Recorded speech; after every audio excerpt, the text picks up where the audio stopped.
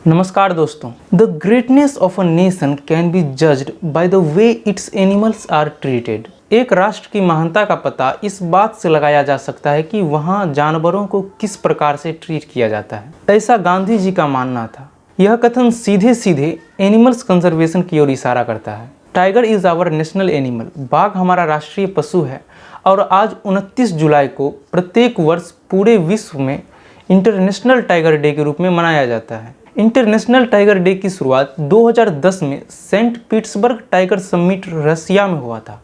International tiger day की शुरुआत इसलिए किया गया था कि टाइगर कंजर्वेशन के प्रति सारे लोगों को जागरूक किया जा सके। 20वीं शताब्दी की शुरुआत से लेकर अब तक हम तकरीबन 93% टाइगर को खो चुके हैं। IUCN रेड लिस्ट में टाइगर को एक इंडेंजर्ड स्पीशीज की श्रेणी में रखा गया है। आज के समय में पूरे विश्व में मात्र 3890 टाइगर की संख्या बची हुई है। आपको यह जानकर हैरानी होगी कि पूरे विश्व के टाइगर पॉपुलेशन का अप्रोक्स 75% टाइगर हमारे देश भारत में है। हालांकि यह कोई बड़ी बात नहीं है। 1900 में हमारे देश भारत में टाइगर की टोटल पॉपुलेशन 40,000 के आसपास थी, लेकिन लगातार पोचिंग और नेचुरल रीजन्स की वजह से टाइगर की यह संख्या लगातार घटती चली गई। आपको यह जानकर हैरानी होगा कि 1900 में हमारे देश में जो टाइगर की संख्या अप्रोक्स 40,000 के आसपास थी, वह 1972-73 तक आते आते सिर्फ 268 तक सीमित हो गई।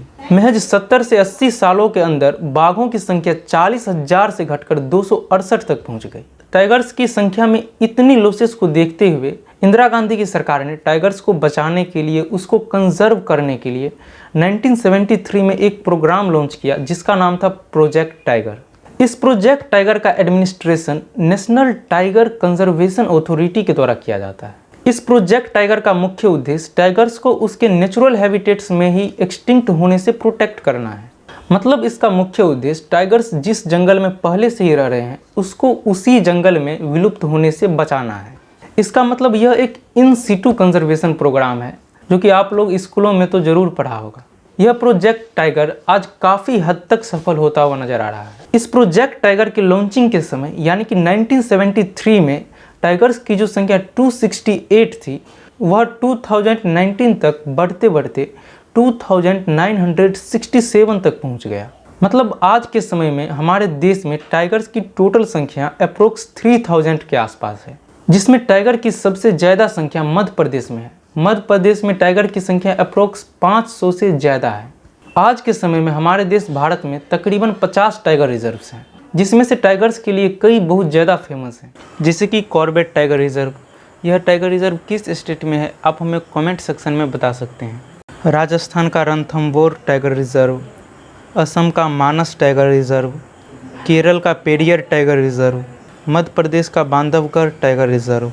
ये कुछ टाइगर रिजर्व हैं जो कि इंडिया में काफ़ी ज़्यादा फेमस हैं। टाइगर्स को कंजर्व करने में साइट्स का भी एक इम्पोर्टेंट रोल है। साइट्स एक इंटरनेशनल गवर्नेंस नेटवर्क है जो इंडेंजर्ड वाइल्ड एनिमल को अनरेगुलेटेड इंटरनेशनल ट्रेड और अवैध रूप से शोषण होने से बचाता है। कई लोग यह सोच रहे होंगे कि आखिर हमें टाइगर्स को बचाना क्यों चाहिए। तो जवाब यह है कि टाइगर एक अम्ब्रेला स्पीशीज है, इसलिए इसे हमें बचाने की ज़रूरत है। अम्ब्रेला स्पीशीज ऐसे स्पीशीज को बोला जाता है जिसको बचाने से हम पूरे इंटायर इकोसिस्टम को बचा सकते हैं। मतलब अगर हमें फूड चेन, फूड वेब और पूरे इंटायर इकोसिस्टम को बचाना है तो टाइगर को बचाना बहुत ही ज़्यादा ज़रूरी है। हमारे देश में गवर्नमेंट ने टाइगर्स को पोचिंग होने से बचाने के लिए, मतलब शिकार से बचाने के लिए कई सारे रेगुलेशंस बनाया है, लेकिन इसके बावजूद आज भी हमारे देश में टाइगर्स का बहुत बड़ी मात्रा में शिकार देखने को मिलता है। पिछले 8 सालों की बात करें तो तकरीबन 750 टाइगर्स की मृत्यु ओनली पोचिंग के कारण हुआ है।